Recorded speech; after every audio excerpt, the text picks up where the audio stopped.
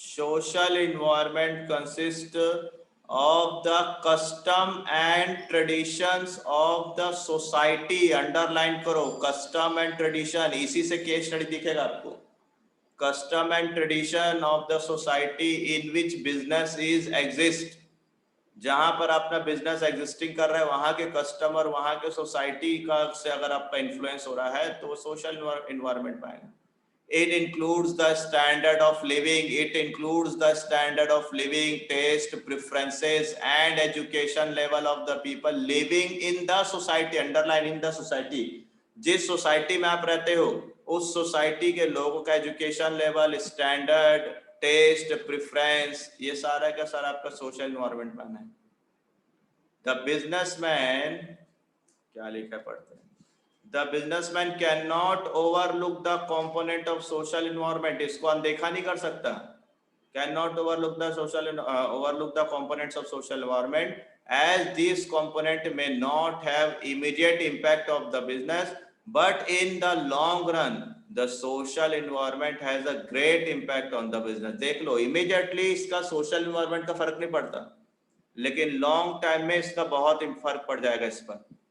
क्या कहना चाह रहा है, सोशल इन्वायरमेंट का इमीडिएटली इंपैक्ट नहीं पड़ता, लेकिन लॉन्ग टर्म में इसका बहुत इंपैक्ट पड़ता है. लॉन्ग टर्म में इसका इंपैक्ट पड़ता है. जैसे मैं आपको एग्जांपल दूं, जैसे मैं उस दिन बता भी रहा था आप लोगों को, भिलाई के जितने भी हिंदी मीडियम स्कूल्स हैं वो धीरे धीरे धीरे सब बंद हो रहे हैं. गिन के 2 या 3 स्कूल ही बचा अब हिंदी मीडियम के, कोई बचे ही नहीं भिलाई में हिंदी मीडियम के स्कूल. सीजी बोर्ड के स्कूल भी आगे चल के धीरे धीरे बंद हो जाएंगे. तो सोशल इन्वायरमेंट है वहां का, और आपको पता करना है, ओवरलुक करना है, और उसको अभी अनदेखा नहीं कर सकते हम लोग कि सर हिंदी मीडियम में पढ़ाते ना, छोड़ो ना, हिंदी मीडियम कहीं बंद नहीं होगा. नहीं, बंद हो सकता है, कभी भी बंद हो जाएगा. इसलिए मैं इंग्लिश मीडियम में चालू किया, तो वहां पर धीरे धीरे मेरा स्ट्रांगनेस आया. पहले भी बताया था मैं रूल. तो सोशल इन्वायरमेंट का एनालाइज करके रखा हमने, और उसको जो सोशल आसपास के समाज उसको कवर करके रखे ताकि वो छूट ना जाए. अच्छा बताओ, मेरे को ना बहुत सारा सजेशन आता है कि सर आप भी जोनल मार्केट में अपना शॉप एक खोल लो. जोनल मार्केट में, जोनल मार्केट जानते हो ना सभी, जहां पर बड़े बड़े कोचिंग है. तो मैं बोला कि मेरा सोशल इन्वायरमेंट ये कहता है कि जो आसपास के लोकल लेवल के बच्चे हैं, जितने सारे सेक्टर 4, 5, 6, 7 ऐसे आसपास के जितने सारे लोग हैं, और बहुत सारे लोग बड़े कोचिंग नहीं जाना चाहते. एक वहां का लेवल स्टैंडर्ड होता है, फीस स्ट्रक्चर ऐसा होता है कि जिसके कारण लोग वहां नहीं जाना चाहते. तो सोशल को ध्यान में रखकर मैं अपना यहाँ सेटअप डाला, और जब मैं यहाँ सेटअप डाला तो मुझे मालूम था कि यहाँ उतना इम्पैक्ट अभी तो नहीं पड़ेगा, लेकिन जिस दिन लोकल लेवल पर मैं अपना कोचिंग सेट कर लिया तो उसका लॉन्ग टर्म इम्पैक्ट पड़ेगा. और अब लोकल लेवल पर मेरा कोचिंग सेट हो गया, सेटअप 1, 2, 3, 4, 5, 6, 7, 8 ऑलमोस्ट कवर कर लेता हूँ यहाँ पर. तो वही है, सोशल इन्वायरमेंट को आपको ध्यान रखना है, उसको आप ओवरलुक करके छोड़ नहीं सकते, इसका लॉन्ग टर्म बेनिफिट मिलेगा. अब और एग्जांपल क्या दिया, जैसे example in social environment, the celebration of Diwali, Eid, Christmas, Guru Parv etcetera increase the sales of sweets, greeting cards etcetera. मिठाई वगैरह समय ज्यादा बिकता है. सर समझ में आ जाता है सबको, सोशल इन्वायरमेंट ही है ये. आगे बढ़ो. The common factors of Indian social environment are. अब इसके अंदर कौन कौन सा एक्सपेक्ट है, एक बार पढ़ लेना, 1 से लेकर 11 तक सोशल इन्वायरमेंट में. Demand of reservation in job in minority of women, demand in equal status of women, demand for automatic machines and luxury items, the social movement in improvement in the education level, girl child health and fitness trend, change in quality life. तो ये सारा का सारा जिसको पढ़कर आपको समझ में आ जाएगा, birth death rate, population, tradition, custom, habit, people, education, literacy rate, सब समाज से जुड़ा हुआ है. सर ये सब याद करना, नहीं याद करना है भाई, कुछ नहीं पढ़ना है इसमें, सिर्फ आपको पढ़ के समझना है, और आपको एक क्वेश्चन देगा उसके हिसाब से आपको आंसर बनाना है. आओ पढ़े अगला, पॉलिटिकल इन्वायरमेंट. अब ये पॉलिटिकल इन्वायरमेंट में क्या आएगा, ध्यान से देखो. Political environment constitutes all the factors related to government affairs. Underline करो. Such type of government in power, attitude of government towards different group of society. समाज के लिए पॉलिटिकल गवर्नमेंट का क्या रूल्स है, क्या पावर्स है, वो कैसा एटीट्यूड रखते हैं अपने एरिया में. Political environment constitutes all the factors related to the government affairs, such as type of government in power, attitude of government towards a different group of society, policy changes implemented by different government, etc.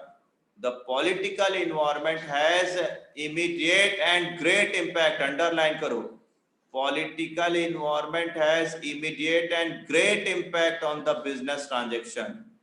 Social का क्या था, immediate था क्या?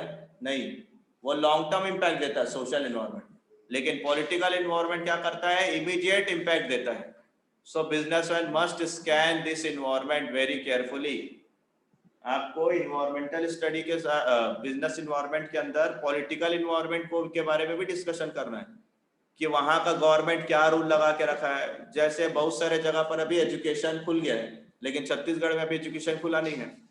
कई जगह का government ज्यादा, state government ज्यादा सपोर्ट करता है एजुकेशन को, कहीं का स्टेट गवर्नमेंट स्पोर्ट्स को ज्यादा सपोर्ट करता है, कहीं का स्टेट गवर्नमेंट क्रिमिनल लोगों को ज्यादा वो कर देता है, क्या बोलना चाहिए, सपोर्ट करता है वहां पर. तो ये आपको ये पॉलिटिकल इन्वायरमेंट के बारे में भी मालूम होना चाहिए कि उस एरिया में उसका गुड्स का, उसके बिजनेस का क्या इम्पैक्ट चल रहा है, वहां पर क्या रूल्स एंड रेगुलेशन चल रहे हैं. The businessman has to make changes in his organization according to change factor of policy, political environment. Political environment को देख करके आपको अपना बिजनेस चेंज करना है. यहाँ कुछ और है क्या, बीच में खाली क्या दिख रहा है, फोटो वगैरह? अच्छा, नहीं दिख रहा अभी. The common factor of force and factors and forces which have influenced the Indian political environment. स्वच्छ भारत अभियान स्टार्टेड बाय बीजेपी गवर्नमेंट. लोग आ गए, आप समझ रहे पॉलिटिकल के बारे में. Skill India movement started by BJP government. Political stable encourage business enterprises invested long run. तो ये पॉलिटिकल इंटरफेरेंस दिया रहेगा, आप समझ जाओगे ये किसने चालू किया, ये वाला पॉलिसी कौन चला रहा है, इसके कारण. अब आता है हमारा लीगल इन्वायरमेंट. देखो ये सारा का सारा इसीलिए मैं कंटिन्यूअसली रीड कर रहा हूं, क्योंकि इसके अंदर के रूल्स को ज्यादा याद नहीं करना, पॉइंट पढ़ना है और कुछ कुछ पॉइंट्स आपको बनाना है, रटना नहीं है इसको. 5 पॉइंट्स बस रटना है इसके.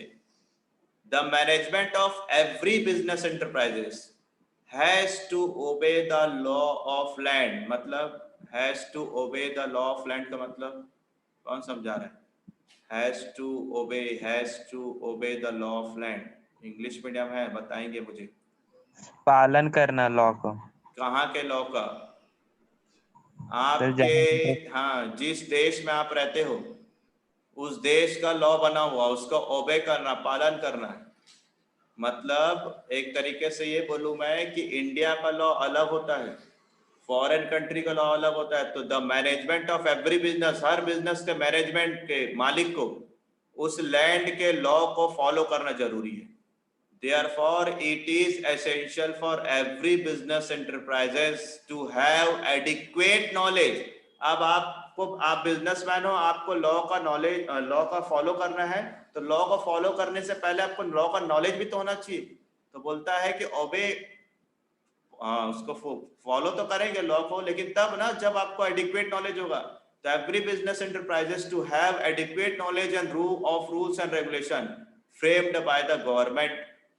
हर बिजनेसमैन को अपने बिजनेस के कानूनी लॉ के बारे में जानकारी होना चाहिए. जैसे तुम लोगों को एक लॉ बताता हूँ, मालूम होगा. क्या ट्रैफिक पुलिस आपके गाड़ी की चाबी निकाल सकता है? राइट से उसको गाड़ी की चाबी निकालने का नहीं है. सुने हो क्या उसमें फेसबुक अगर हम दिखाते रहते कि कोई भी ट्रैफिक पुलिस आपकी गाड़ी का चाबी नहीं निकाल सकता, चाबी नहीं रख सकता. ये लॉ है, आपको मालूम होना चाहिए. इसके बाद आपको मालूम होना चाहिए कि अगर कोई दुकान वाला आपको कोई गलत सामान एक्सपायरी डेट का बेच देगा तो आप उसके ऊपर कंज्यूमर फोरम में केस कर सकते हो. ये भी सबको मालूम है. तो ऐसे ही हर बिजनेस एंटरप्राइजेस को, ऑनर को मालूम होना चाहिए कि वहां का लॉ क्या है, उसके रूल्स एंड रेगुलेशन को मालूम होना चाहिए. सारे रूल्स एंड रेगुलेशन नहीं, वो जिसका बिजनेस कर रहा है उसका रूल्स एंड रेगुलेशन मालूम होना चाहिए. चलो मैं तुम लोगों से एक आंसर पूछता हूँ. क्या मैं आप लोगों से जीएसटी लेता हूँ? बोलो, क्या मैं आप लोगों से जीएसटी लेता हूं? क्या आप लोगों के फीस में जीएसटी लेता हूं? क्या मैं नहीं लेता? नहीं. और वही अगर तुम लोग कुछ बड़े बड़े कोचिंग है, जैसे 10th में क्या था, जहाँ मनी जा रहा था, मदर प्लेस. हाँ, ऐसे कुछ कोचिंग भी है 10th 9th में, और बड़े कोचिंग भी है जहां पर ना आपके फीस के साथ 18% जीएसटी लेते हैं. सो ये आपका फीस है प्लस 18% जीएसटी लगता है. कितना परसेंट? 18. ये लॉ है. कि सर्विस टैक्स में, एजुकेशन फील्ड के सर्विस टैक्स में 18% टैक्स लगता है। तो सर आप क्यों नहीं लेते हम लोग से? क्योंकि जीएसटी का भी एक लिमिट होता है कि अगर आपका एनुअल फीस आप 40 लाख से ज्यादा कमाते हो तब आपको जीएसटी भरना है।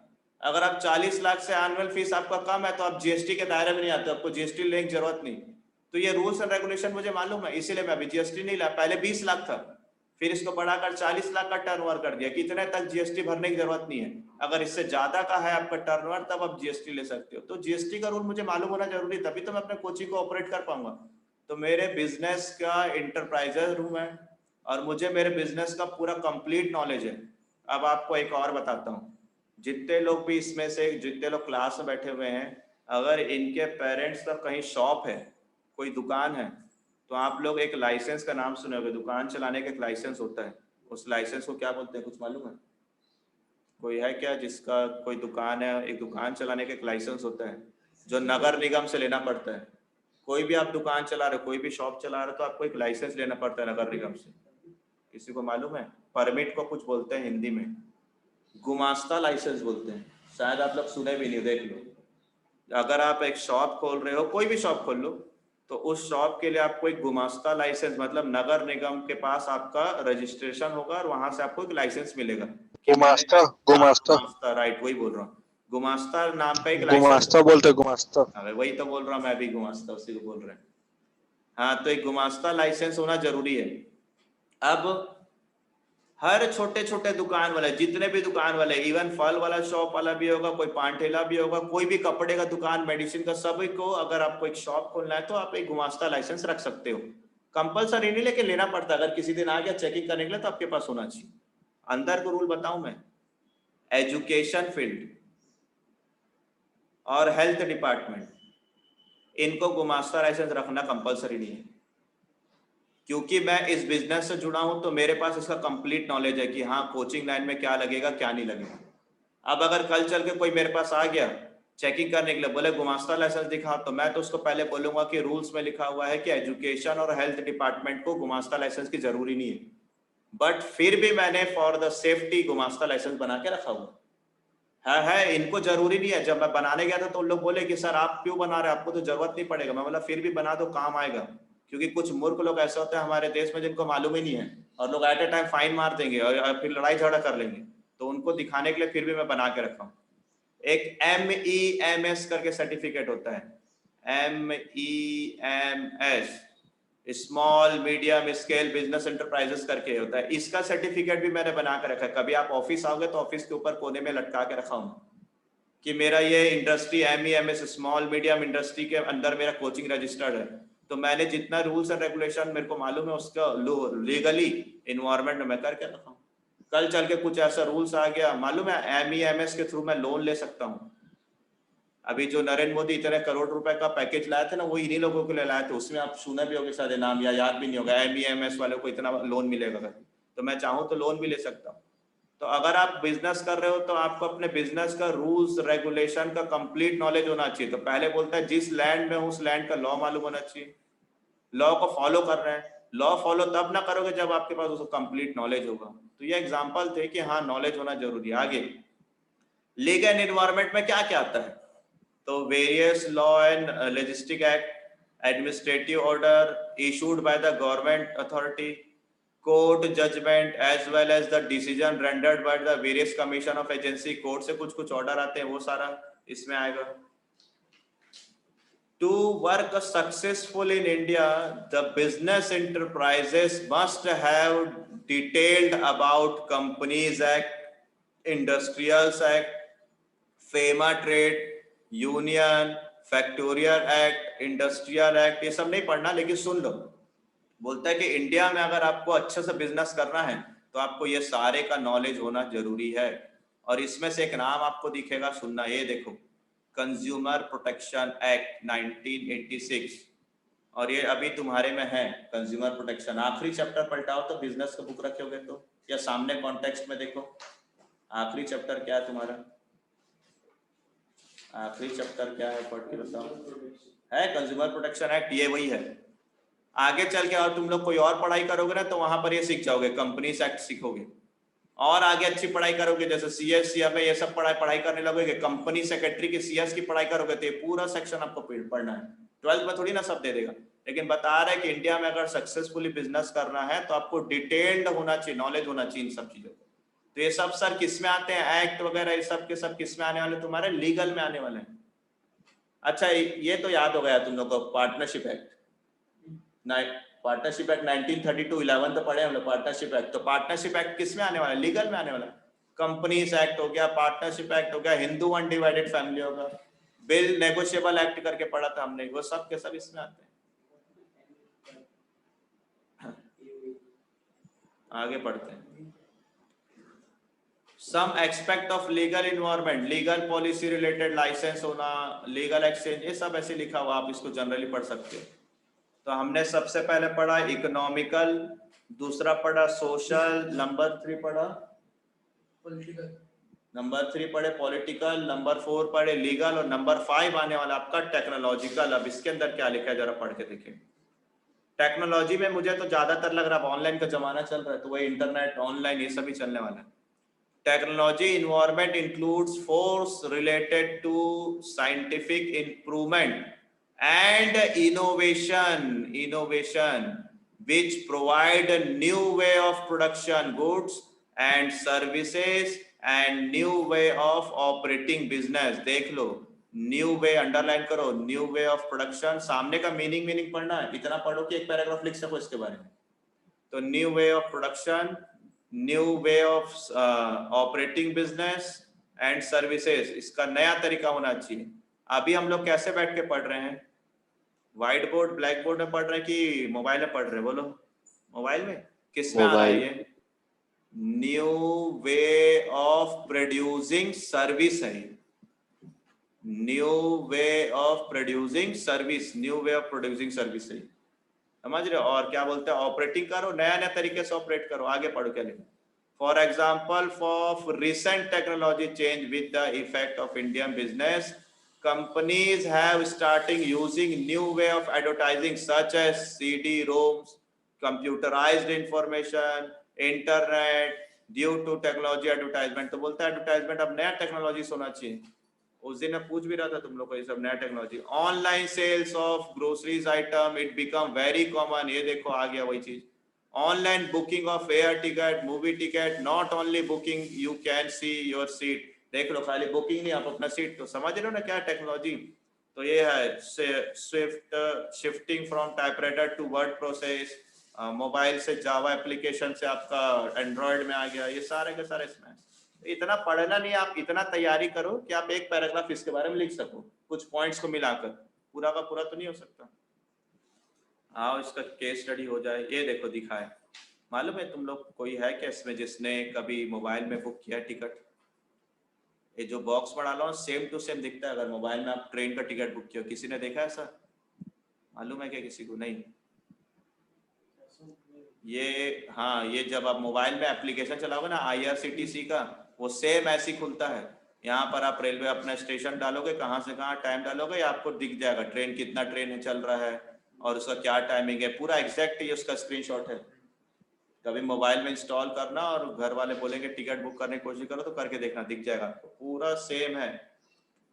तो ये उसका एग्जांपल दिया हूँ, आओ चेक करें, इसके केस स्टडीज मिल जाए अच्छा तो मजा आएगा पढ़ने में। ये देखो यहाँ पर शॉर्ट नोट बना के दिया है, आप यहाँ से भी यूज कर सकते हो। ये देखो कीवर्ड्स, इन्वायरमेंट स्टडी का, इकोनॉमिक इन्वायरमेंट का 5-6 पॉइंट उठा लेना और थोड़ा सा मीनिंग लिखना ना शुरू का, पॉलिटिकल का 5-6 पॉइंट उठा लेना, पूरा नहीं उठाना। हाँ पढ़ते हैं आगे क्या दिए, अभी रुकना है तब क्या है, अभी वही ये आगे जा रहा, रुक रहे भाई।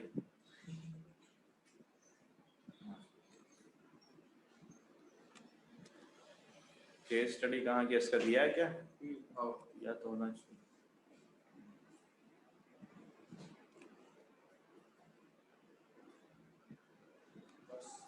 बस सही है, हाँ लो आओ पढ़ के देखिए case study, MCQs and case studies. The reserve bank of India reduce CRR, ये तो पढ़ा इकोनॉमिक्स में हमने, और रिजर्व बैंक ही करता है। The reserve bank of India reduce CRR by 0.5% to control recession. Recession मतलब वो डिफ्लेशन, डिफ्लेशन को कंट्रोल करने के लिए इसने ये कम कर दिया। This is related to which dimension of business environment? Political है क्या? सोचो, रिजर्व बैंक का नहीं, पॉलिटिकल हो नहीं सकता। सोशल है क्या? सोशल भी नहीं हो सकता। अब इन दोनों में से कोई एक है, या तो इकोनॉमिक है या तो लीगल है। इकोनॉमिक है, इकोनॉमिक है, बैंक वैंक सब इसमें आएगा, ठीक है, इकोनॉमिक है। आगे बढ़ते हैं। Introduction of mobile phones have क्या लिखा है? Negatively affected the business of camera and watches. अच्छा, मोबाइल फोन जो आया वो नेगेटिवली अफेक्ट करा है बिजनेस। किसके बिजनेस को? कैमरा के बिजनेस को और वॉचेस के बिजनेस को। इज रिलेटेड टू, अब ये सोशल में आएगा, टेक्नोलॉजी में आएगा कि टेक्नोलॉजी। टेक्नोलॉजी। देखो क्या दिया बुक में तुम्हारे आंसर, टेक्नोलॉजी दिया है क्या? समझ रहे हो? तो आंसर को पढ़ के समझना जरूरी है।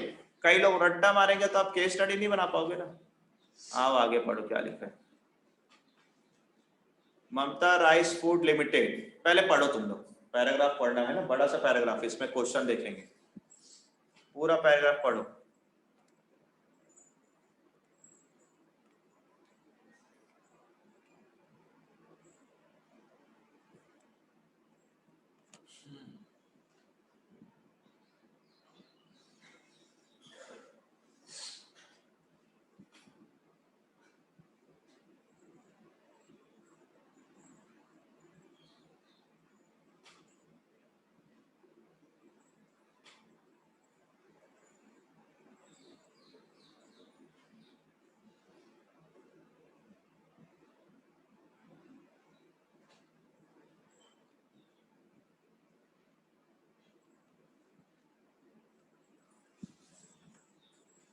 Mamta Rice Food Limited is a well-known rice producing company. अच्छा पहचान वाली company. The sales have been falling down. उनका sales कम होते जा रहा है from the beginning of the year. The managing director Mr. Bhuvan is worried about this situation. कम हो रहा है तो obviously worried होगा. With a view to find out the solution of this problem. क्यों सेल कम हो रहा है उसके लिए सोच रहा है कि कैसे किया जाए। Made a team, उसने एक टीम बनाया to find the reason for downfall of sale. उसका सेल का कम होने का रीजन पता करने के लिए एक टीम बनाया। The team conducted the survey and gave following 4 reason for the downfall of the company. Company का डाउनफॉल होने का 4 रीजन बता रहे हैं। पहला reason, on account of increase in export duty. अच्छा, टैक्स ज्यादा लग रहा है made by the government. The foreign demand has gone down. देखो उसका सेल का कम होने का कारण क्या था? क्योंकि एक्सपोर्ट ड्यूटी लगा दिया government. Import duty, export duty होता है ना, तो इंपोर्ट मतलब इंडिया के अंदर आना, इंडिया से बाहर भेजना पे एक्सपोर्ट ड्यूटी, तो ड्यूटी ज्यादा लग गया तो फॉरेन से डिमांड नहीं आ रहा। दूसरा, due to availability of other eatable substitute of taste of people is derived from rice. Due to available of other eatable substitute taste of people derived from the rice. इसके अलावा भी कुछ और substitute goods मिल रहा था। People underline कर लो, people। हाँ आगे पढ़ो। The competitor imported new technology machine. आपका बगल वाला जो शॉप वाला होगा, कंपटीशन वाला जो दुकान वाला पड़ोसी होगा, वो नया टेक्नोलॉजी मशीन लाया। Are producing better quality rice. अच्छा, वो अच्छा क्वालिटी का राइस बना रहा है। और due to strain with neighbouring country government and our countries government export is affected. पड़ोसी देश के कारण हमारे देश का इसको भी चेंज हो रहा है। आप identify the dimension of business environment discussion the above cases. सब के अंदर आपको बताना है। तो पहला क्या लगा आपको? एक्सपोर्ट ड्यूटी जो लग रहा है, political, legal. Export duty tax लग रहा है, टैक्स लगाता है गवर्नमेंट, तो लीगल हो सकता है। देखो तो क्या, इकोनॉमिकल। Economical, right. पहला इकोनॉमिकल भी हो सकता है क्योंकि मनी को सीधा इफेक्ट कर रहा है। Tax wax, CRR, SLR, government tax, हाँ इकोनॉमिकल होना चाहिए पहला, राइट। दूसरा तो सबको दिख गया ना, पीपल के कारण, सोशल।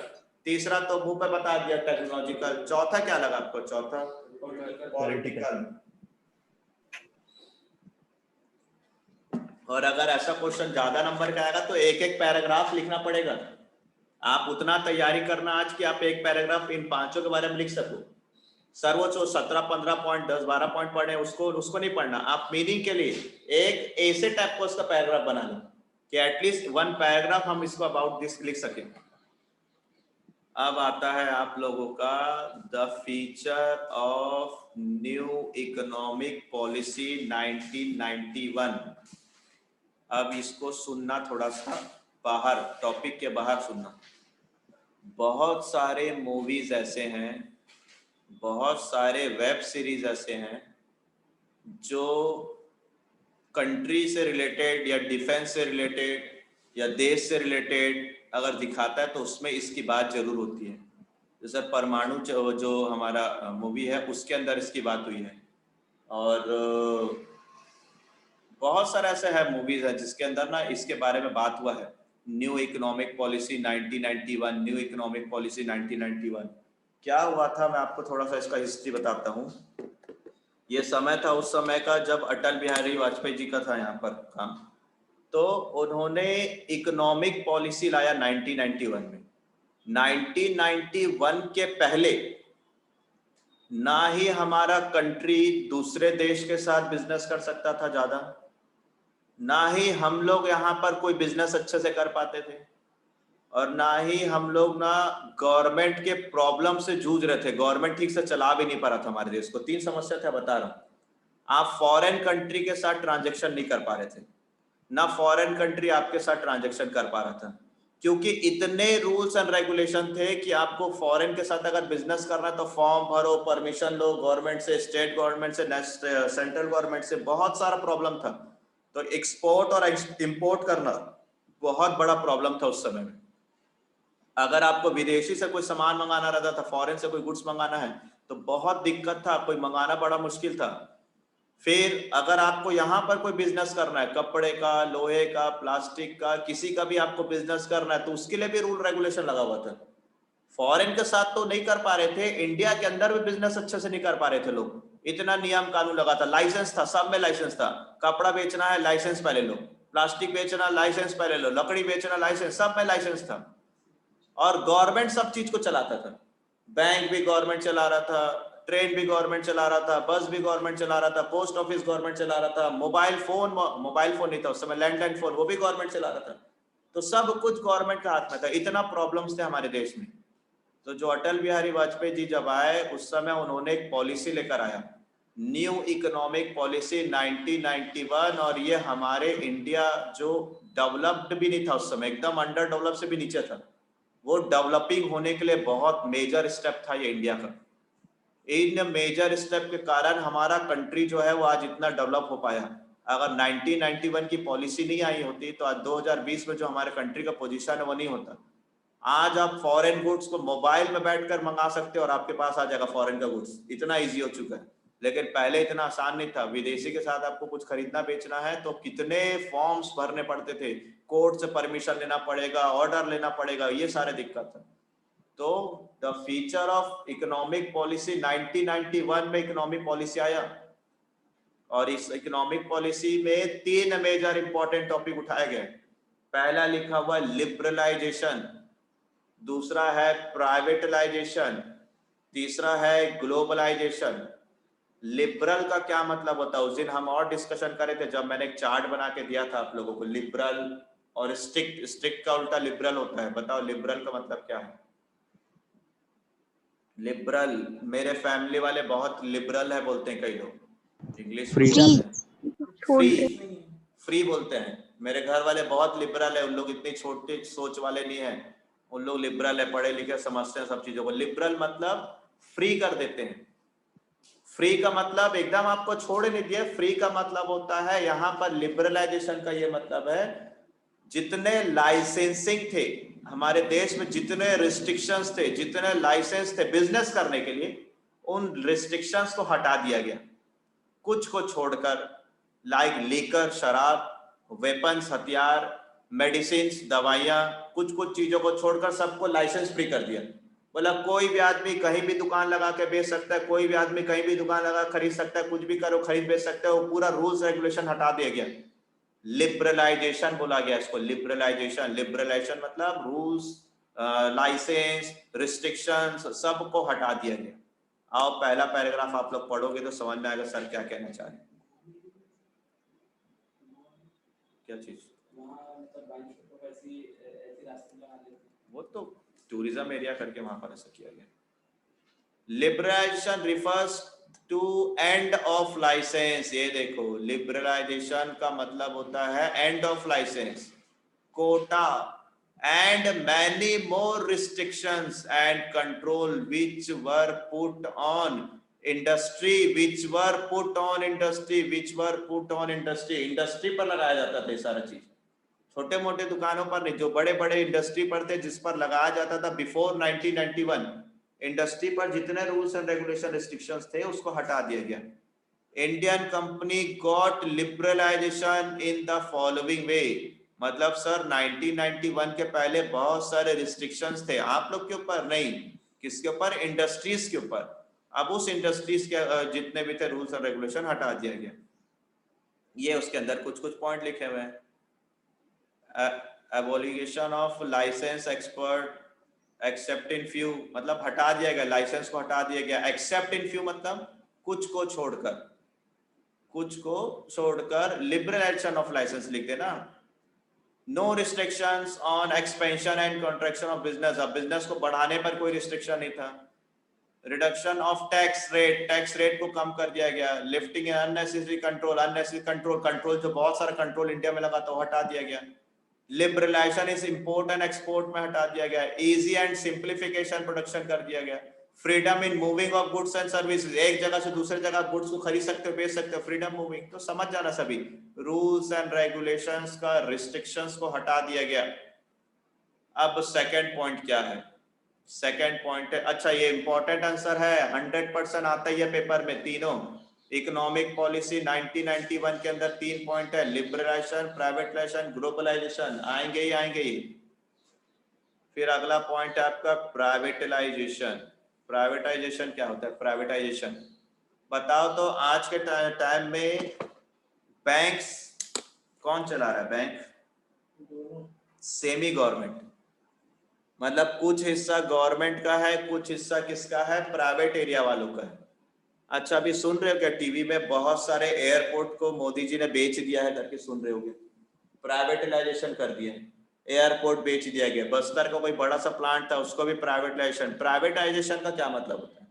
प्राइवेटाइजेशन का मतलब होता है जो कंट्रोल गवर्नमेंट का था, गवर्नमेंट उसको ठीक से नहीं चला पा रहा है, तो इसीलिए इसने किसको बेच दिया है? पब्लिक, प्राइवेट वाले को बेच दिया गया, और अपना भी कुछ हिस्सा रखा है, लेकिन प्राइवेट वाले इसको बहुत अच्छे चला पाएंगे।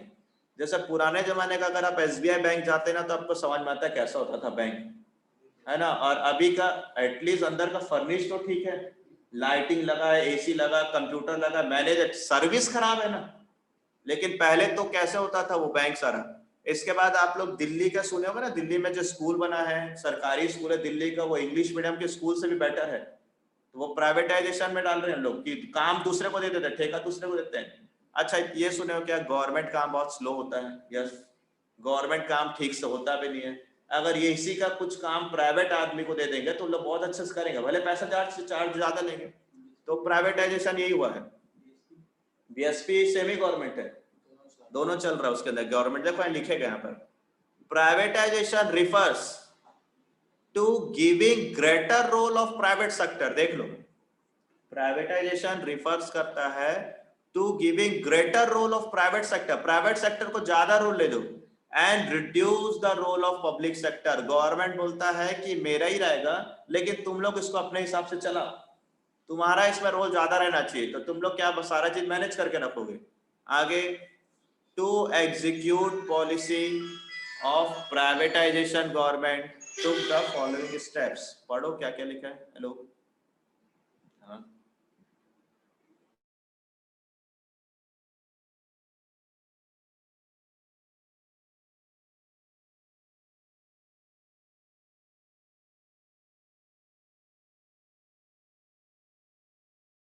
देखो तो सिलेबस में मेरे को लग भी रहा था ये प्राइवेटाइजेशन वाला कमेंट तो नहीं कर दिया। एक जन बोल रही ओमिट शायद। देखो देखो आपके पास अगर सिलेबस है क्या फोन में, क्योंकि ये ना एक मेजर टॉपिक है, तो या तो पूरा टॉपिक ही हटा रहे लोग, business studies. Yes sir, omit है।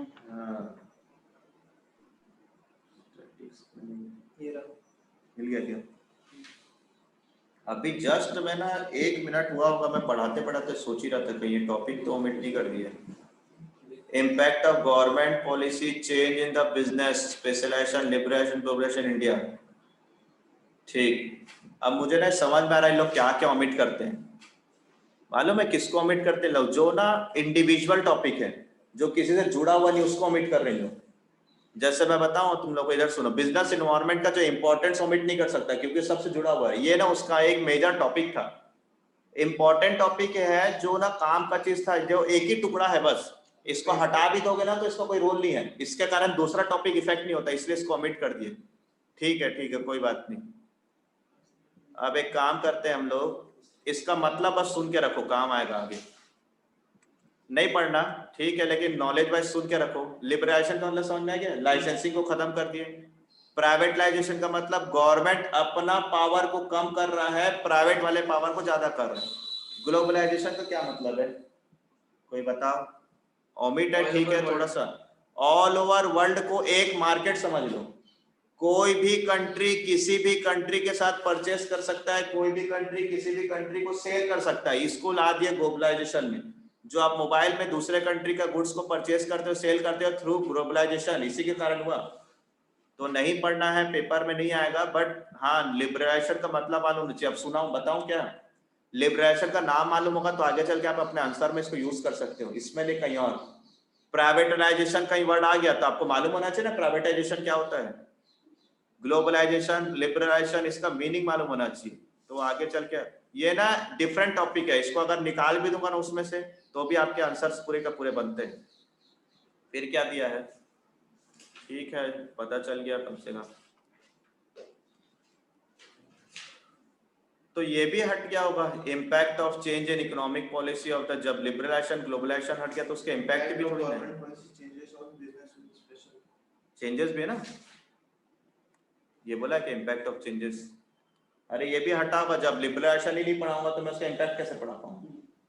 ओमिट है सर ये भी। हाँ, impact of policy changes in the business, ये तो लिखा हुआ इम्पैक्ट ऑफ पॉलिसी, ये भी ओमिट है। एक मिनट दिखा, ये अलग चीज है। नहीं, impact of government policy change in the business with the specific, एक मिनट पढ़ो रे, जिसके पास है तो वो स्क्रीन में देखो। इम्पैक्ट ओमिट है, हाँ इम्पैक्ट ओमिट है, मीनिंग काम का है, इम्पैक्ट ओमिट है। इम्पैक्ट ओमिट है, ये इम्पैक्ट, ये देखो ये जो इम्पैक्ट है ना ये ओमिट है। ये ऊपर के तीनों पॉइंट है, क्योंकि ना ये काम का आंसर है ना, मुझे वही लग रहा है कि इतना इंपॉर्टेंट चीज को भी ओमिट कर दे रहे लोग। इम्पैक्ट ओमिट है, ये पूरा तीनों का मीनिंग काम आएगा, क्योंकि इसके ऊपर तो बहुत आंसर बनेंगे आगे चल के। जब आप इकोनॉमिक्स में पढ़ोगे वहां भी आएगा ना, प्राइवेटाइजेशन ग्लोबलाइजेशन वहां पर भी आएगा। काटो, इम्पैक्ट को नहीं पढ़ना है, इम्पैक्ट को, उसके ये जो मीनिंग्स है उसको पढ़ना है। तो आओ मीनिंग्स पर वापस आ जाते हैं। प्राइवेटाइजेशन, ज्यादा दूर नहीं गए थे हम, ठीक से सुन लो क्या ओमिट है सर, उसके इम्पैक्ट, गवर्नमेंट इम्पैक्ट ओमिट है, उसको काट लो। ये तीनों के इंडिविजुअल्स पैराग्राफ है, ये पैराग्राफ आएंगे। हाँ तो हम क्या पढ़ रहे थे, प्राइवेटाइजेशन के बारे में। प्राइवेटाइजेशन बोलता है कि ज्यादा रोल प्राइवेट सेक्टर को दे दो, जैसे रिलायंस हो गया, अदानी हो गया, जो बड़े बड़े बिजनेसमैन है उनको दे देते हैं लोग ज्यादा सेक्टर, और गवर्नमेंट अपने पास सेक्टर कम रखता है। तो गवर्नमेंट क्या कर रहा है, इन्वेस्टमेंट कर रहा है कि डिसइन्वेस्टमेंट कर रहा है, बताओ? गवर्नमेंट अपने इस सेक्टर में इन्वेस्टमेंट कर रहा है कि डिसइन्वेस्टमेंट कर रहा है? प्राइवेटाइजेशन का मतलब पैसा लगा रहा है कि पैसा कम लगा रहा है? कम लगा रहा है। जब अगर मैं रिलायंस वाले को कोई काम दे रहा हूँ, गवर्नमेंट रिलायंस वाले को कोई काम दे रहा है तो उससे पैसा लगवाएगा और अपना पैसा निकालेगा उसमें से। जिस पर गवर्नमेंट पूरा 100% लगाया था, अब उसमें से कुछ पैसा निकालेगा, बोलेगा प्राइवेट तुम लगाओ और तुम चलाओ करके। तो देखो लिखा हुआ ये point, disinvestment of public sector, transfer of public sector enterprises to private sector enterprises, कई जगह तो बस सर्विस को भी दे दिया गया प्राइवेट सेक्टर को, जो गवर्नमेंट सरकारी बस होता है उसको भी दे दिया गया। एयरपोर्ट लेटेस्ट एग्जांपल है, बहुत सारे एयरपोर्ट बिक रहे हैं। अच्छा सुने, एक रेलवे स्टेशन भी कहीं का चेंज हो गया है। कहाँ का तो रेलवे स्टेशन चेंज हो, मुझे नाम याद नहीं आ रही, गूगल करना। एक रेलवे स्टेशन है जहाँ का प्लेटफॉर्म टिकट 50 रुपए हो गया है प्राइवेटाइजेशन के कारण। जो हम लोग के यहाँ 5-4 रुपए में प्लेटफॉर्म टिकट आता था, वो तो एक रेलवे स्टेशन को भी प्राइवेट कर दिया गया है। तो यही है, डिसइन्वेस्टमेंट कर रहा है गवर्नमेंट। बी पॉइंट पढ़ो क्या लिखा है। Setting up of board of industrial and financial reconstitution, BIFR. The board was set up to review or close sick unit of public sector enterprises suffering loss. कौन समझा रहा है इस लाइन को? The board was set up for the review or close sick unit. Sick मतलब बीमार unit को close करना है जो सफरिंग फ्रॉम लॉस है। बताओ किसी को मालूम है इसका क्या मतलब, समझ रहे हो? पब्लिक सेक्टर जो लॉस में चल रहा है उसको बंद कर दो। Very good. पब्लिक सेक्टर जो सरकारी कंपनियां हैं, जो सरकारी डिपार्टमेंट है जो लॉस में चल रहा है, उसके लिए एक ऑर्गेनाइजेशन बोला BIFR को। BIFR को बोला कि आप देखते रहो, और अगर आपको लगता है कि ये पब्लिक सेक्टर जो लॉस में चल रहा है, ये पब्लिक सेक्टर है जो बीमार पड़ गया, मतलब ठीक से नहीं काम कर पा रहा है, इसको बंद करो। आप लोग कई सालों से सुन रहे होंगे BSNL के बारे में। BSNL लॉस में है, BSNL बंद हो जाएगा, BSNL लॉस में, BSNL बंद हो जाएगा। यही BIFR रिपोर्ट करता है उनको कि BSNL का उतना रेवेन्यू जनरेट नहीं हो रहा है, सिक यूनिट में आ गया है, वो सफरिंग फ्रॉम लॉस में है, इसको बेचना है, प्लानिंग चल रहा है इन लोगों का। अच्छा, कई सारे लोग तो ये भी सुने होंगे कि BSP भी बंद हो, बिक जाएगा, प्राइवेट को दे देंगे करके। तो ये रिपोर्ट करता है, ये डिपार्टमेंट रिपोर्ट करता है, BIFR, board of industrial and financial reconstitution act. ये पता करता है जो बीमार कंपनी है, प्राइवेट कंपनी नहीं, पब्लिक कंपनी, उसको बेचते हैं ये लोग। फिर डिल्यूशन सर, अगर BSP प्राइवेट कंपनी ले ली तो क्या होगा? क्या होगा? चीजें महंगे हो जाएंगे। जितना सर्विस BSP का ये हमको मिल रहा है वो सारा चीज कम हो जाएगा। प्राइवेट वाला तो अपना मुनाफा देखते हैं ना। पब्लिक कंपनी रहता है ना जो गवर्नमेंट का, वो जनता के लिए होता है। तो स्कूल कॉलेज से सारा का रेट कम है यहाँ पर। तो यहाँ का जैसे प्राइवेट है ना, दिल्ली मुंबई का चीज महंगा है, वैसे महंगा ही हो जाएगा। और क्या होगा? जो हमारा भिलाई डेवलप्ड है वो उतना खर्चा नहीं करेगा सोशल एक्टिविटी में। आगे, फिर dilution of stake of government if the process of disinvestment private sector acquire more than 51 share, then it result in transfer of ownership and management to the private sector. Simple language, अगर आपने private company को, रिलायंस को, टाटा को, Adani group को, इनको अगर आपने government ने 50% से ज्यादा हिस्सा बेच दिया तो पूरा राइट्स किसका हो जाएगा? बताओ, गवर्नमेंट कराएगा क्या? पूरा प्राइवेट सेक्टर का हो जाएगा। तो गवर्नमेंट को अपना हिस्सा बेचना चाहिए, लेकिन कितना? 51 से कम। जिस दिन 51 से ज्यादा बेच देगा तो वो प्राइवेट सेक्टर में आ जाएगा। बहुत सारे जगह पर गवर्नमेंट ऐसी करता है, कुछ हिस्सा बेचता है, 40-50% तक बेच के रखा रहता है ताकि अपना कंट्रोल रखा रहे। 51 से ऊपर चल जाएगा तो पूरा प्राइवेट सेक्टर बन जाएगा। आगे बढ़ते हैं, क्या लिखे?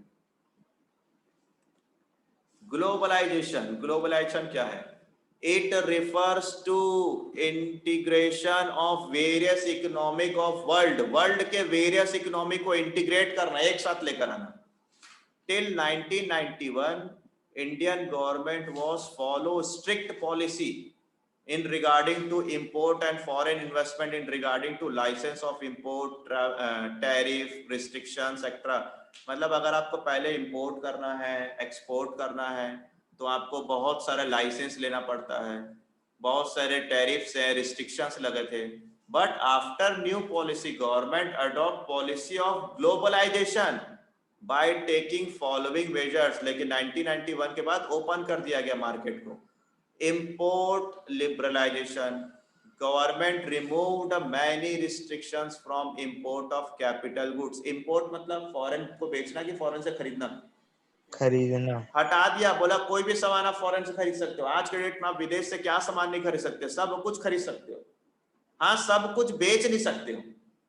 क्यों नहीं बेच सकते सब कुछ हम विदेश में? पहले इंडिया में तो खाने के लिए बचे, इंडिया में प्रोडक्शन ही थोड़ा सा, उसको भी आप फॉरेन में बेच दोगे तो हमारे देश वाले भूखे रह जाएंगे। हाँ, विदेश से खरीद सकते हो, विदेश से जितना है सब कुछ खरीद सकते हो, लेकिन इंडिया को बाहर बेचने में थोड़ा सा रिस्ट्रिक्शंस है, तो इंपोर्ट ड्यूटी को लिबरल, इंपोर्ट को लिबरल कर दिया गया।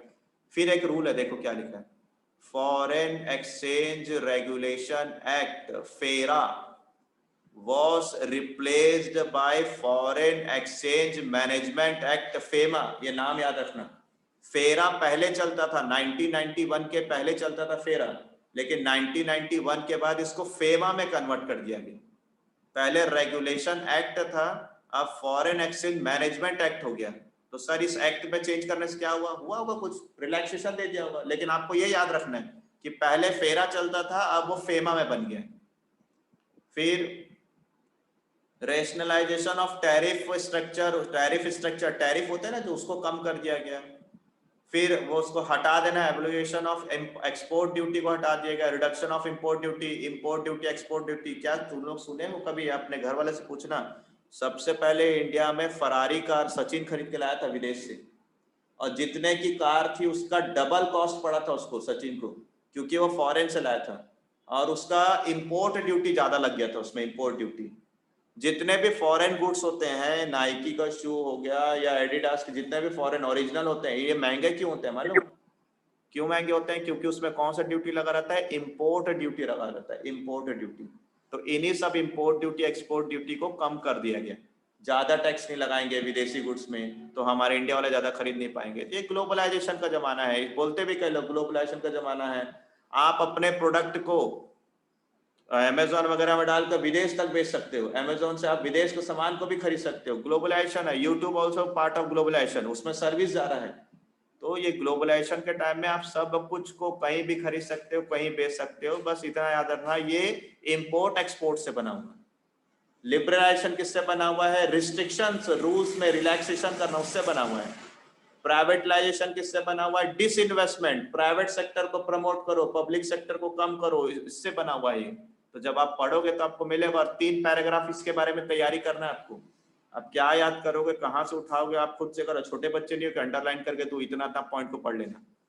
आपके पास 3 पैराग्राफ तैयार करना बहुत जरूरी है, एक लिबरलाइजेशन, एक प्राइवेटाइजेशन और एक ग्लोबलाइजेशन के 3 पैराग्राफ आपको बनाने हैं, ठीक है। और कब फेरा सेटअप हुआ है, फेमा आया है फेरा के जगह पर, ये पॉइंट जरूरी है आपको। 1991 में आया, ये जानना जरूरी है आपको। डिसइन्वेस्टमेंट का क्या मतलब होता है, ये मालूम होना जरूरी है।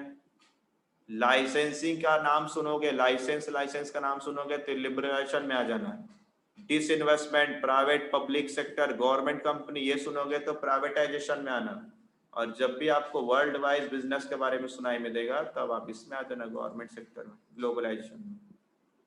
ये 3 आंसर हैं। इसके बाद ये वाला टॉपिक ओमिट है, बट एक केस स्टडी है हमारे पास, जीरो डिफेक्ट जीरो इफेक्ट। आओ पढ़ना चालू करो, आराम से पढ़ो सभी।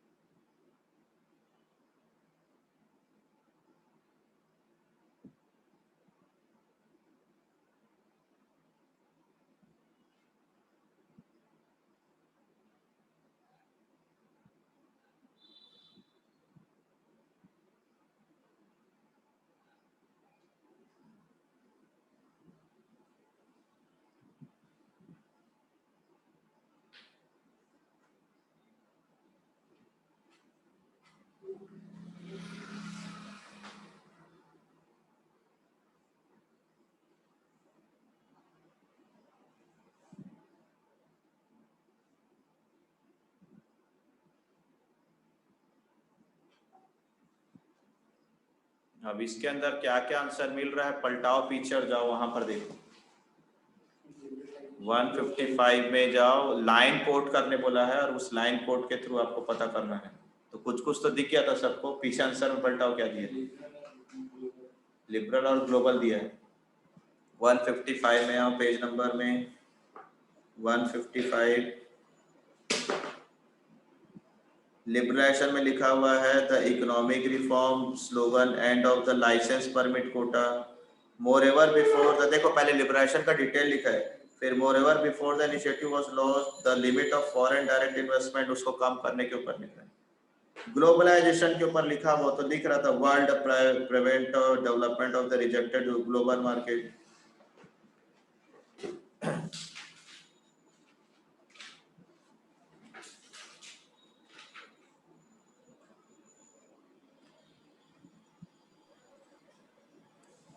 ये वाला ओमिट है ना, तो कल का क्लास को क्या करना है,